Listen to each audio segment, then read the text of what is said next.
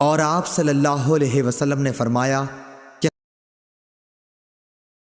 قیامت کے دن سورج اتنا قریب ہو جائے گا کہ پسینہ آدھے کان تک پہنچ جائے گا۔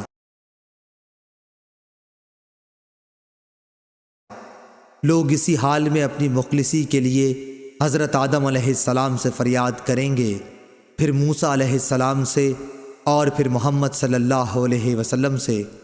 عبداللہ نے اپنی روایت میں زیادتی کی ہے کہ مجھ سے لیث نے بیان کیا، ابن ابی جعفر نے بیان کیا کہ پھر حضور صلی اللہ علیہ وسلم شفاعت کریں گے کہ مخلوق کا فیصلہ کیا جائے، پھر آپ بڑھیں گے اور جنت کے دروازے کا حلقہ تھام لیں گے، اور اسی دن اللہ تعالیٰ آپ کو مقام محمود عطا فرمائے گا جس کی تمام اہل محشر تعریف کریں گے۔